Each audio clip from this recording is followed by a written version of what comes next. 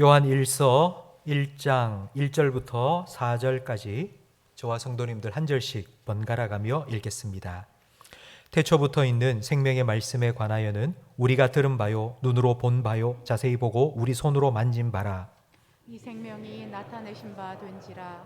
이 영원한 생명을 우리가 보았고 증언하여 너희에게 전하노니 이는 아버지와 함께 계시다가 우리에게 나타나신 바 된 이시니라. 우리가 보고 들은 바를 너희에게도 전함은 너희로 우리와 사귐이 있게 하려 함이니 우리의 사귐은 아버지와 그의 아들 예수 그리스도와 더불어 누림이라. 우리가 이것을 쓰면 우리의 기쁨이 충만하게 하려 함이라. 아멘. 지난주에 말씀드린 것처럼 오늘 우리 성도님들 튀르키예 지진 구호를 위해 한 끼 금식 헌금에 동참해 주셔서 감사합니다. 잘 전달하도록 하겠습니다.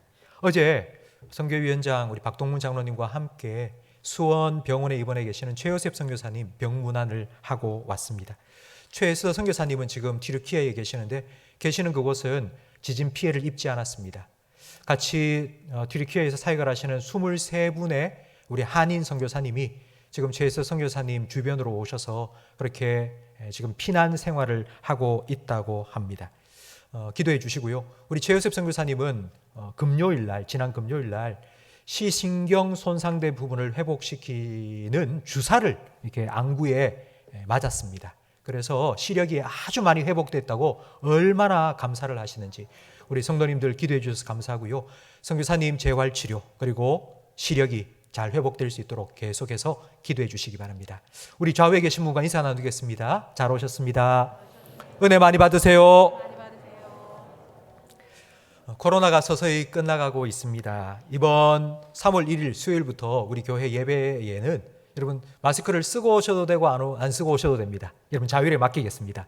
안 쓰고 왔다고 뭐라 하지 마시고 쓰라고 뭐라 하지 마시고 자율에 맡길 테니 쓰셔도 되고 안 쓰셔도 됩니다. 그러니 여러분 자율적으로 해주시기 바랍니다. 이제 코로나가 끝나가면서 3년 넘게 모이지 못했던 모임들이 서서히 이제 다시 재개가 되고 있습니다. 오래간만에 모임에 제일 먼저 좀 서먹서먹하고 그래서 자기 소개를 하는 시간을 다시 갖습니다. 여러분이 자기를 소개한다면 어떻게 소개하시겠습니까? 저는 침산제일교회 목사라고 소개합니다. 근데 생각해보면 제가 늘 목사로 사는 것은 아닙니다. 집에는 남편으로 그리고 두 자녀의 아버지로 생활하고 있습니다. 여러분이 자신을 소개할 때 나는 직업이 이것입니다. 근데 그 직업이 여러분의 전부는 아닙니다. 나는 고향이 어디이고 그리고 출신 학교가 어디입니다. 그것도 여러분의 일부일 뿐입니다. 우리가 나 자신을 소개할 때의 그 소개는 우리의 전부가 아니라 한 일부분일 뿐입니다. 내가 누구다라는 것을 단 한마디로 정의하는 것이 힘듭니다. 하나님도 그렇습니다. 여러분 하나님은 누구십니까? 여러분이 하나님을 다른 사람에게 소개해 줄 때 하나님은 누구라고 소개해 주시겠습니까? 성경은 하나님이 어떤 분인지 우리에게 설명해 줍니다.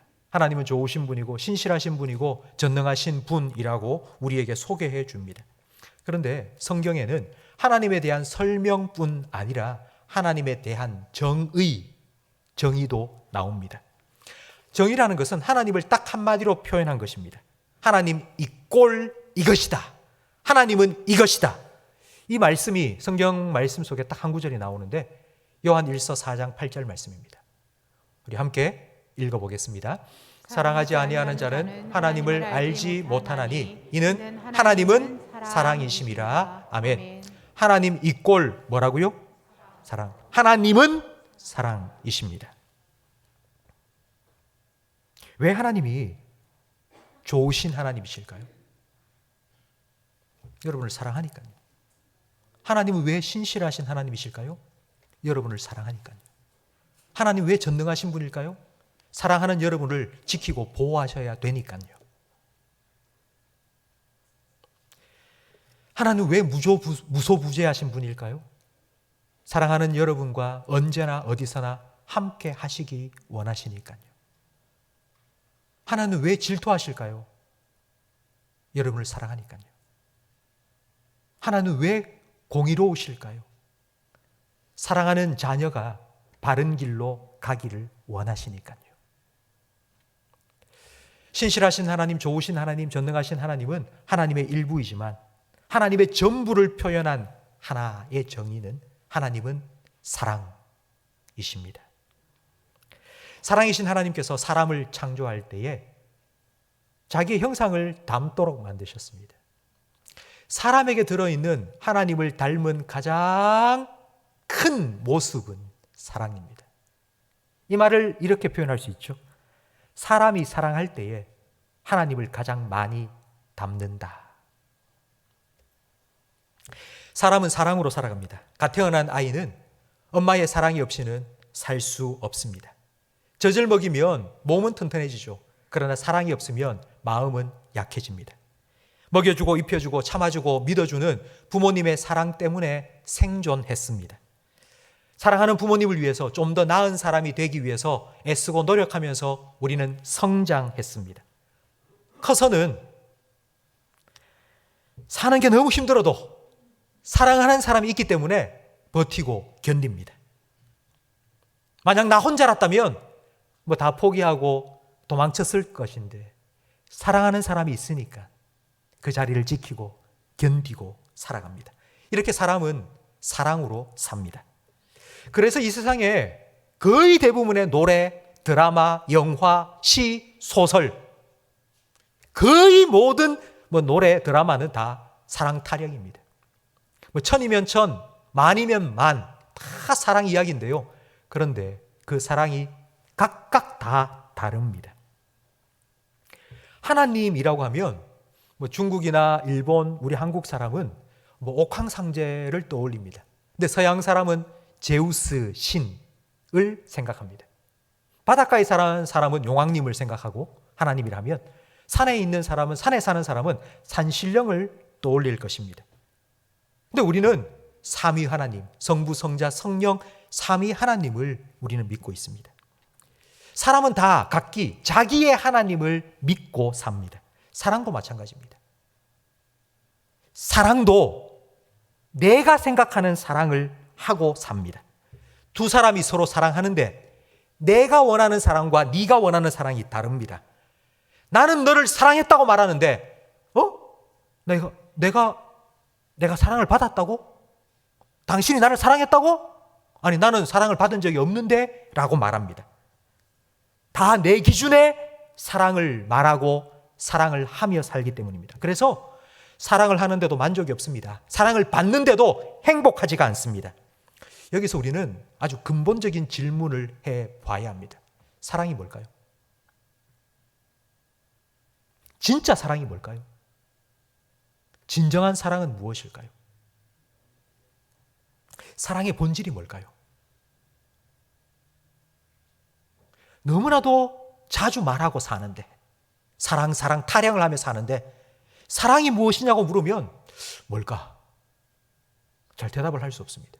사랑이 무엇일까요? 앞에서 읽은 성경 말씀을 다시 한번 읽겠습니다. 요한 1서 4장 8절. 여기서 사랑이 무엇인지를 우리에게 대답해 줍니다. 다시 한번 읽겠습니다. 사랑하지 아니하는 자는 하나님을 알지 못하나니 이는 하나님은 사랑이심이라. 아멘. 하나님이 사랑이십니다. 성도 여러분, 우리가 사랑을 하지 않는 이유는 하나님을 모르기 때문입니다. 우리가 사랑을 잘 못하는 이유는 하나님의 사랑을 모르기 때문입니다. 하나님은 사랑이십니다. 그렇다면 하나님의 사랑은 무엇일까요? 하나님은 어떻게 사랑하실까요? 하나님의 사랑이 무엇인지, 그리고 하나님은 어떻게 우리를 사랑하시는지 가장 잘 보여주는 성경 말씀이 있습니다. 우리가 금방 읽은 말씀 말고 하나님의 사랑을 풀어서 설명해 주는 성경 구절이 있는데 이 성경 구절은 성경 중에서 가장 중요한 말씀입니다. 이 66권의 성경이 다 사라지고 딱 한 구절만 남는다면 바로 이 구절만 남을 것입니다. 이 구절은 바로 요한복음 3장 16절 말씀입니다. 함께 읽겠습니다. 하나님이 세상을 이처럼 사랑하사 독생자를 주셨으니 이는 그를 믿는 자마다 멸망하지 않고 영생을 얻게 하려 하심이라. 아멘. 이 말씀에는 두 가지 동사가 나옵니다. 하나님이 하신 이 일 두 가지가 나옵니다. 하나님이 세상을 이처럼 뭐 하셨습니까? 사랑하셨습니다. 그리고 독생자를 어떻게 하셨습니까? 주셨습니다. 사랑한다는 말은 주셨다는 말과 같은 뜻입니다. 저를 따라 하시기 바랍니다. 하나님의 사랑은 주는 사랑이다. 진정한 사랑은 주는 것입니다. 우리는 주는 사랑을 하지 않습니다. 우리는 주고받는 사랑을 합니다. 더 솔직하게 이야기하자면 우리는 사랑받기 위해서 사랑합니다. 인간은 자기 중심적이고 이기적입니다.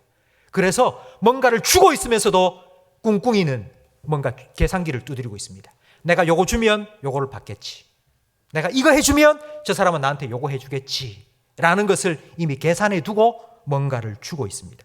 그래서 줬는데 돌아오는 게 없으니 상처받습니다. 실망합니다. 그리고 이렇게 생각하며 말합니다. 야, 내가 너를 사랑했는데 너도 나를 사랑해줘야지.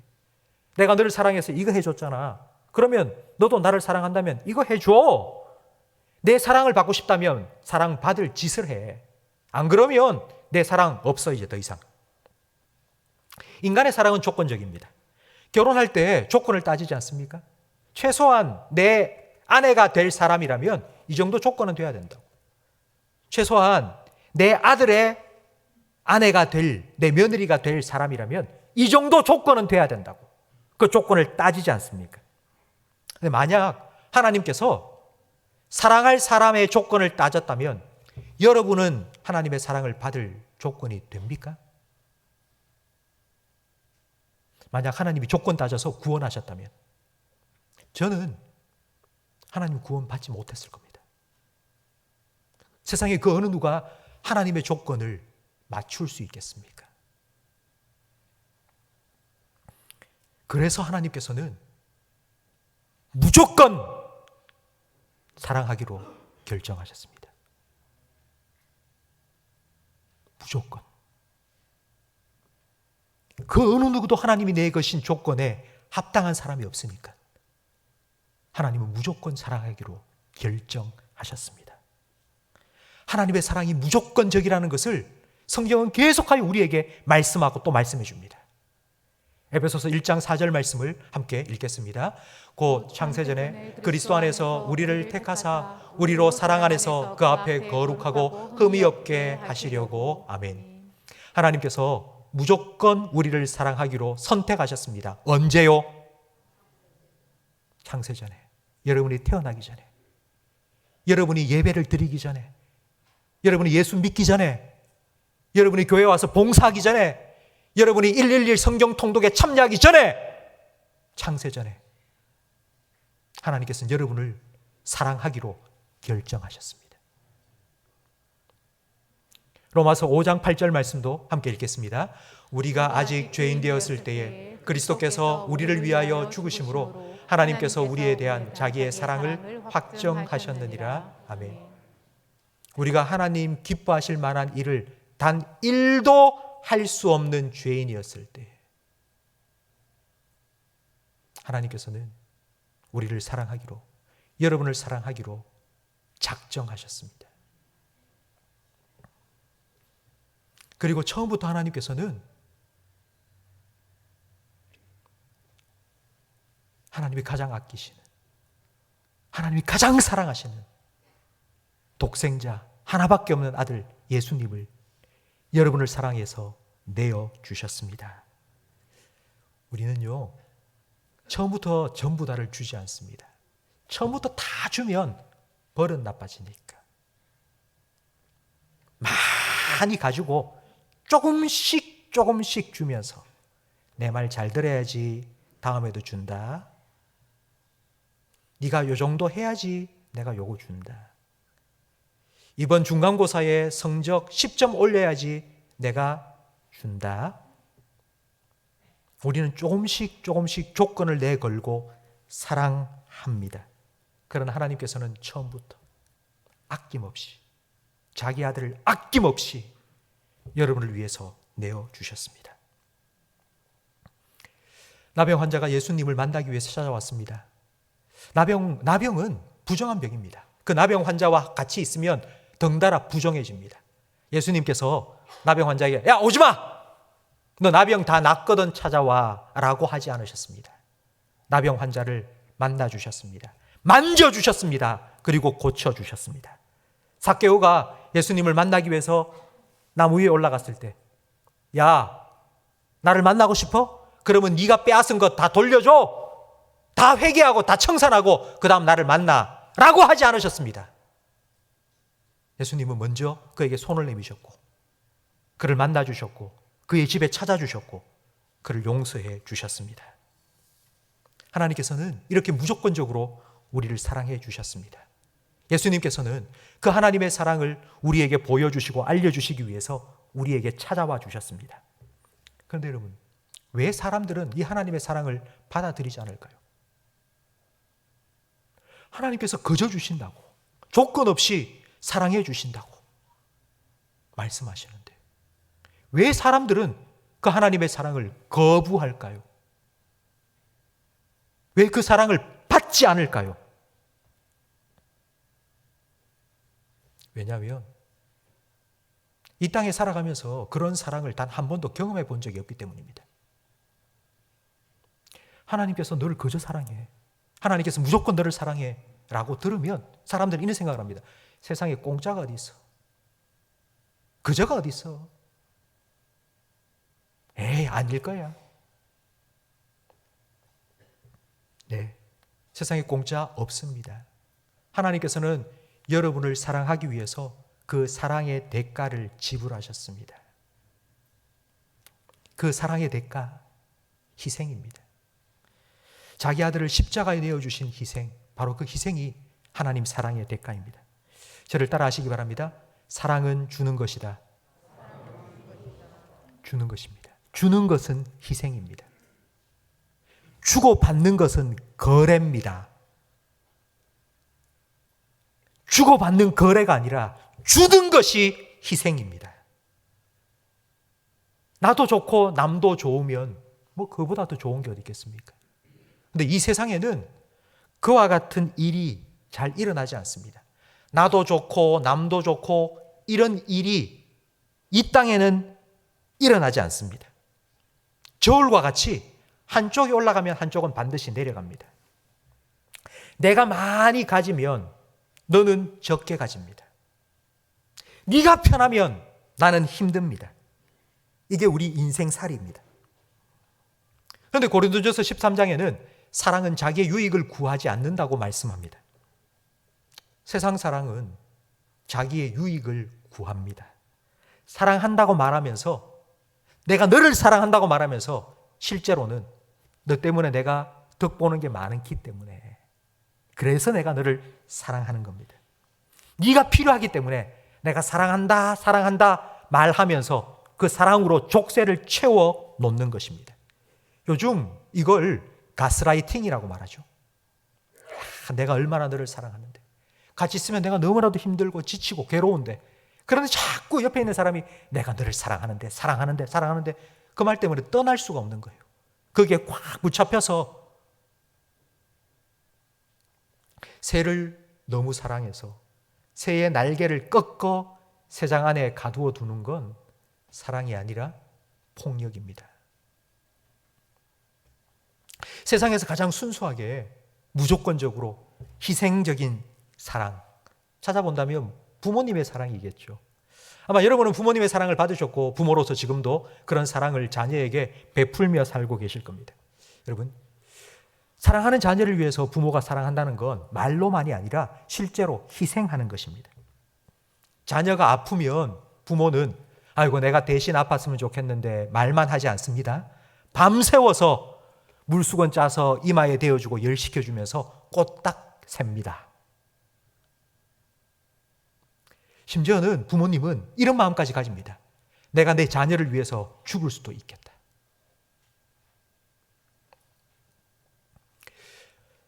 하나님의 사랑을 우리가 알 수 있도록, 깨달을 수 있도록 하나님께서는 부모님을 우리에게 주셨습니다. 하나님께서도 말로만 사랑하지 않으십니다. 내가 너를 사랑한다 말씀만 하신 것이 아니라 실제 행동하셨습니다. 하나님이 세상을 이처럼 사랑하사 독생자를 주셨습니다. 여러분을 위해 주셨습니다. 삼위일체 하나님은 사랑이십니다.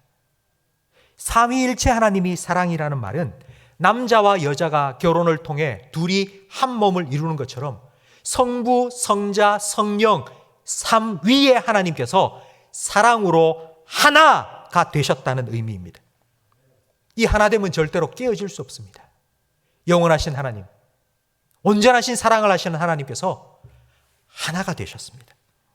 절대로 깨어질 수 없는 절대 사랑으로 하나이신 삼위 하나님, 그 하나됨이 깨어졌습니다.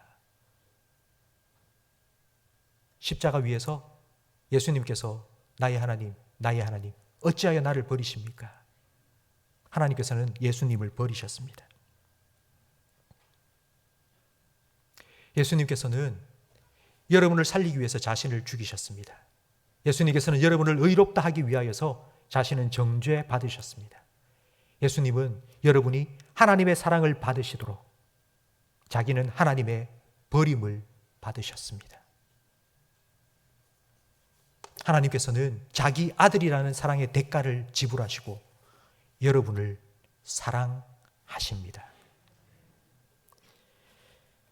삼위일체 하나님, 사랑이라는 관계로 하나 되신 하나님, 절대로 깨어질 수 없는 사랑으로 하나 되신 하나님. 저는 그 하나님을 생각하면 강강술래가 생각납니다. 제 머릿속으로 상상해 보는데요.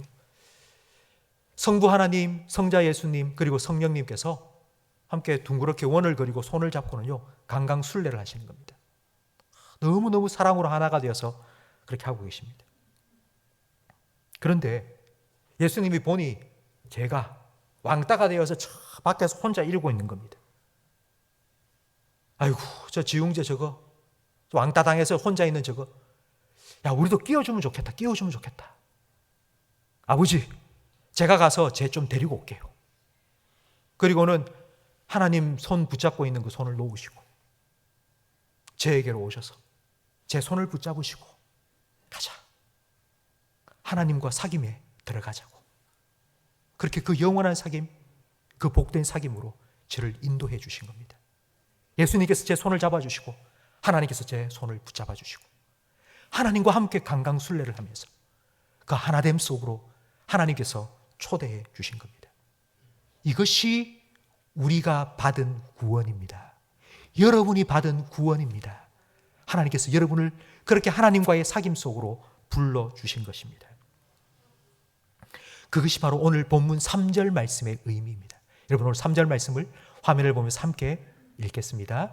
우리가 보고 들은 바를 너희에게도 전함은 너희로 우리와 사귐이 있게 하려 함이니 우리의 사귐은 아버지와 그의 아들 예수 그리스도와 더불어 누림이라. 아멘. 우리 성도들이 교회에 와서 함께 예배드리는 건 하나님과 예수님과 함께 손잡고 강강술래를 하고 있는 겁니다. 하나님께서 이 영원한 사귐으로 우리를 초대해 주신 이유가 뭘까요? 목적이 뭘까요? 오늘 보면 4절 말씀에는 이렇게 말합니다. 우리가 이것을 쓰면 우리의 기쁨이 충만하게 하려 함이라.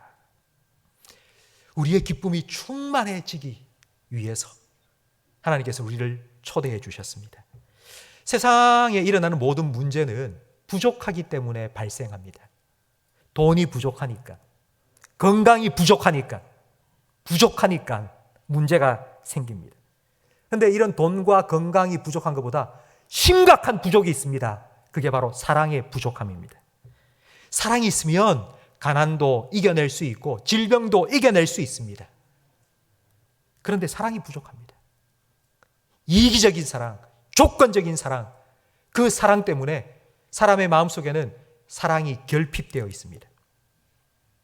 이렇게 부족한 사랑, 결핍된 사랑을 하나님께서는 채워주시겠다고, 하나님의 사랑, 완전한 사랑, 영원한 사랑으로 내가 충만하게 해주겠다고, 그래서 그 사랑 안에서 기쁨이 충만하도록 하나님께서는 우리를 초대해 주셨다고 말씀합니다.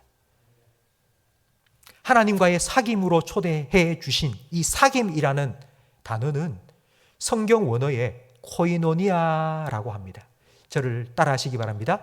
코이노니아. 아마 들어보셨을 텐데요. 코이노니아는 교제라고 우리는 쓰죠. 교제한다, 서로 교제한다. 이 코이노니아를 가장 잘 보여주는 성경 장면이 사도행전 2장에 나오는 초대교회의 모습입니다. 오순절 성령 강림이 임한 후 성도들이 다 성령으로 충만함을 받고 서로서로 함께 모여서 신앙생활, 교회 생활을 할 때에 네 것 내 것 없이 자기 것을 다 내어놓고 함께 나누었었습니다. 그 나눔, 그것을 코이노니아 사귐이라고 성경은 말하고 있습니다. 여러분 한번 상상해 보십시오. 교회에 함께 모인 성도들이 자기가 가진 모든 것을 다 같이 내놓고 이제 네 것 내 것 없이 우리 함께 나누어 쓰자라고 할 때에 가장 기뻤을 사람이 누구였을까요? 가장 기뻐했을 사람이 누구였을까요?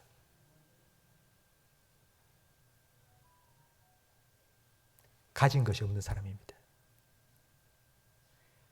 내놓을 게 없는 사람입니다. 난 아무도 가진 것이 없는데. 그런데 여기 오니까 가진 사람이 자기 거 다 내놓고는 야, 네 것처럼 쓰라고. 그러니 얼마나 기쁘겠습니까? 나는 빈털터리로 왔는데, 나는 내놓을 게 하나도 없는데, 나는 거지로 이곳에 왔는데. 근데 그 사귐 속으로 들어오니 내가 하나도 없던 내가 너무 충만해지고 풍성해진 겁니다. 만약 우리가 가진 것이 많아서 이 모임에 와서 뭔가 자기 가진 것을 내놓아야 한다면 얼마나 부담스럽겠습니까? 내가 뭘 내놓아야 한다? 그러면 기쁨이 사라질 것 같습니다. 성도 여러분, 하나님께서 하나님의 사귐으로 우리를 초대해 주신 것은 바로 이와 같은 것입니다. 너 가진 거 없잖아. 너는 거지 같잖아. 너는 가난하잖아. 내게로 오라고. 하나님께서 자기의 사랑을 조건 없이 우리에게 주시면서 나와 함께 내가 주는 사랑을 네가 충만하게 받아 누리라고. 이곳에 오라고. 일주일 동안 살면서 내가 정말 영적으로 파산한 것처럼 영적으로 가난한 사람이 되었다 할지라도 하나님께서 오라고. 네가 뭘 하려고 오지 말고, 네가 뭘 하겠다고 오지 말고, 그런 의무감, 부담감 가지고 오지 말고, 내가 너를 위해서 준비해 놓고 있으니, 내가 가진 것 너를 위해서 여기에 내어놓겠으니 너 와서 내 거를 누리라고. 하나님께서 그렇게 우리를 초대해 주신 겁니다. 성도 여러분, 우리가 이 하나님과의 사귐이 신앙생활이라는 것을 알지 못하면 우리는 계속해서 뭔가를 해야 된다는 그런 부담감을 가지고 삽니다. 그런 부담감이 있고 의무감이 있으면 우리의 기쁨이 사라집니다. 어느 성도님이 저한테 이런 얘기를 하셨어요. 목사님, 신앙생활이 꼭 공짜 휴대폰 같습니다. 아니, 그게 무슨 뜻입니까? 공짜라고 해서 내가 받았는데 한 달 뒤에 요금 청구서가 왔는데 이거 붙어서 10만 원이 날라온 거예요. 신앙생활이 공짜 휴대폰 같습니다.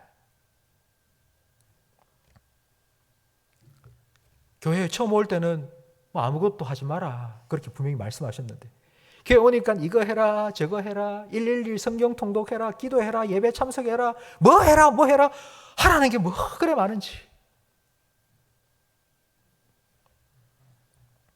저도 목사로서 저는 의무와 책임감 참 많이 지고 삽니다. 제가 목회라는 책임, 그리고 일주일에 몇 편씩 설교를 준비해야 하는 그런 부담이 있습니다. 제게는 이 설교가 참 무거운 짐입니다. 무거운 짐. 지난주에는 여러 가지 일이 많았습니다. 그래서 설교 준비할 시간이 좀 부족했습니다. 정말 너무너무 이렇게 마음이 무겁더라고요. 근데 그때 예수님께서 저한테 주신 말씀이 수고하고 무거운 짐진 자들아 다 내게로 오라. 내가 너희를 쉬게 하리라. 내 짐은 가볍다. 내 멍에를 함께 메자.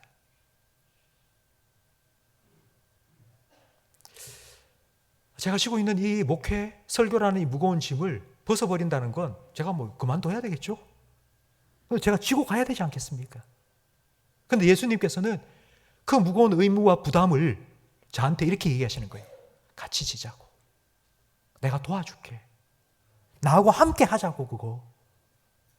저는 그 말씀을 읽으면서 그 말씀을 묵상하면서 야, 나는 생각할 때에 나에게 부담이고 의무였는데, 책임이었는데, 근데 예수님은 그것조차도 이 과정을 통하여서도 나와 예수님과 더 깊은 사귐을 가질 수 있도록 그렇게 사용하기를 원하시는구나. 나 혼자 골머리를 나파하면서 설교 준비하면 머리가 터질 지경인데, 근데 예수님께서 도와주신다고, 가르쳐 주시겠다고, 내가 알려주겠다고. 그렇게 주님과 함께 한 걸음 한 걸음 걸어가는 것이 이게 정말 목회의 기쁨이고 목회의 영광이구나 라는 것을 다시 생각하게 되었습니다. 성도 여러분, 하나님 바라시는 것이 바로 이것입니다. 하나님과 사귐는 것. 주님께서 원하시는 것 바로 이것입니다. 나하고 좀 사귀자고, 나하고 함께 하자고. 네가 무엇을 하든지, 네가 어디에 있든지 나와 함께 하자고. 예수님께서 우리를 위해서 자기의 생명을 주셨죠. 예수님께서 자기의 생명을 나를 위해서 주셨다면, 그럼 예수님께서 우리에게 원하시는 건 뭘까요? 어느 정도를 원하실까요? 생각해 보셨어요? 자기의 생명을 다 내어주신 그 예수님께서 과연 나에게 어느 정도를 요구하실까요? 주일에 와서 예배 한번 드리는 거? 일주일에 성경을 한 10장 정도 읽는 거? 하루에 기도를 한 10분 정도 하는 거? 어떻게 생각하십니까? 예수님께서 우리를 위해서 자기의 생명을 주셨다면 예수님께서 우리에게 요구하시는 건 뭘까요? 제가 일부 예배 때도 똑같은 질문을 드렸거든요. 똑같았지. 대답을 안 하시더라고. 알고는 있는데, 대답은 알고 있는데 그걸 말 안 하세요. 너무 부담스러우니까요. 예수님이 나에게 생명을 주셨는데, 그럼 생명 주신 예수님께 나도 생명을 드려야 되나? 예, 예수님이 원하시는 건 그겁니다. 제가 신방을 가면 성도님들이 이런 말씀을 하세요. 목사님, 이 누추한 곳까지 오셔서 너무 고맙습니다. 준비한 게 아무것도 없습니다. 그러면 제가 이렇게 대답합니다. 왜 준비한 게 없으세요? 저를 위해서 시간을 내주셨잖아요. 시간을 준비하셨잖아요. 이거보다 귀한 게 어디 있습니까? 시간은 생명의 한 조각인데, 성도님께서는 신방 받으려고 저한테 시간이 아니라 생명을 주신 겁니다. 가장 귀한 걸 저를 위해서 준비해 두셨습니다. 라고 말씀드립니다. 예수님께서 우리에게 생명을 요구하신다고요? 그게 그런 의미입니다. 그냥 한번 이거 해주고, 주님 위해서 한번 이거 하고, 그래서 내가 주님께 모든 의무를 다했고 책임을 다했다가 아니고요. 살아가는 매 순간 주님과 함께 살아가기를 원하시는 것. 주님과 사귀며 살아가는 것. 그것을 우리에게 원하십니다. 그래서 우리를 그 사귐 속으로 초대해 주신 거예요. 우리와 함께 있자고. 나와 함께 있자고. 성도 여러분, 신앙생활은 하나님께 의무를 다하는 것이 아니라 하나님과 사귀는 것입니다. 성경 읽기, 여러분 성경 읽기, 111 성경 읽기 하시죠? 성경 읽기 뭐라고 배우셨습니까?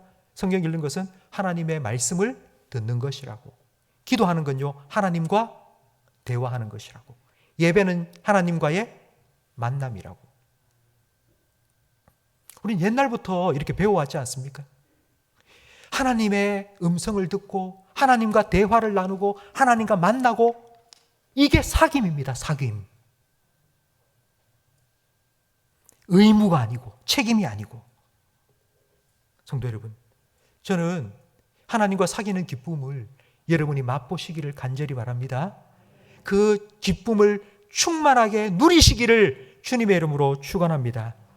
하나님의 사랑은 무조건적입니다. 세상의 사랑, 사람의 사랑은 조건적입니다. 네가 이거 해주면 나도 해줄게. 그래서 우리는 그 사랑에 상처받습니다. 때로는 실망하기도 합니다. 그러나 하나님은 무조건적으로 우리를 사랑하겠다고 결정하셨습니다. 사람들의 사랑은 이기적입니다. 내가 너를 사랑한다고 말하면서 사실은 자기를 생각하고 있습니다. 그러나 하나님의 사랑은 자기 희생적입니다. 자기의 아들, 가장 아끼는, 가장 사랑하는 아들까지 우리를 위해 내주신 사랑입니다. 세상의 사랑은 일시적입니다. 내가 죽기까지 너를 사랑하겠다. 그 말을 하는 순간은 진심입니다. 그러나 그 진심이 1분도 채 가지 않는다는 게 문제입니다. 그러나 하나님의 사랑은 영원합니다. 하나님의 사랑이 영원하다는 말은 변함이 없다는 뜻입니다. 내가 잘할 때나 잘 못할 때나, 내가 성경을 읽을 때나 못 읽을 때나, 내가 아플 때나 건강할 때나 하나님께서는 변함없이 저와 여러분을 사랑하십니다. 그 하나님의 사랑에 우리는 초대받았습니다. 성도 여러분, 상상해 보십시오. 강강술래, 하나님과 예수님과 성령님과 그리고 우리 성도님들이 함께 손에 손을 잡고 정말 기뻐하면서 강강술래 하고 있는 그 모습을, 하나님과의 사귐 안에 들어가셔서 하나님의 사랑 받으시고 그 사랑 누리시고 그 사랑을 흘려보내는 우리 모든 성도님들이 되시기를 예수님의 이름으로 축복합니다. 하나님과 사귀는 이 기쁨을 여러분 평생 누리며 살아가시기를 축원합니다. 영원한 기쁨을 성도 여러분 누리며 사시기를 주님의 이름으로 축원합니다.